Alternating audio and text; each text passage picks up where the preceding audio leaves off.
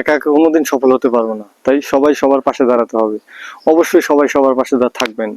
আর আমাদের মূলত হচ্ছে যে কন্টেন্ট মনিটাইজেশন পলিসি ইস্যু, সেটাকে রিমুভ করতে হলে অবশ্যই সবসময় আমাদেরকে ফেসবুকে অ্যাক্টিভ থাকতে হবে।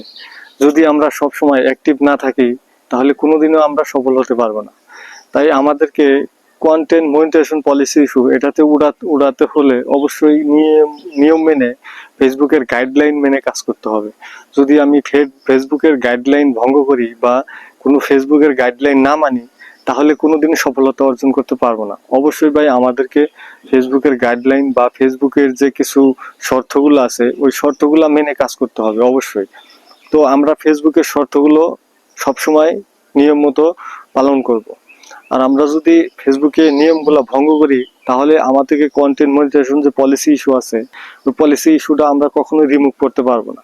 আর ভাই এরকম কোনো সেটিংস নাই যে আমরা একটা সেটিংস অন করে দিলেই যে আমাদের যে কন্টেন্ট মনিটাইজেশন পলিসি ইস্যু সেটা উঠে যাবে বা রিমুভ হয়ে যাবে, সেরকম কিন্তু না ভাই।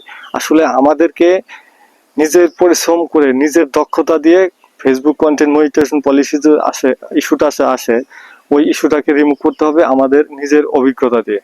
ভাই এটা কোনো সেটিংস করলে হবে না যে ভাই আমি কোনো সেটিংস করলাম আর কন্টেন্ট মনিটাইজেশন পলিসি ইস্যু সেটা রিমুভ হয়ে যাবে, সেটা কিন্তু হবে না ভাই।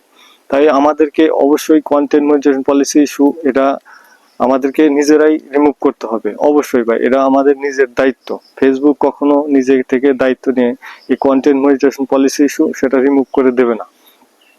তাই ভাই আমাদেরকে ধৈর্য হারা না হয়ে ফেসবুকের গাইডলাইন মেনে কাজ করতে হবে, তাহলে আমরা content monetisation policy issue remove করতে পারবো। সো ভিডিওটা যদি ভালো লেগে থাকে অবশ্যই লাইক কমেন্ট শেয়ার করে দিবেন।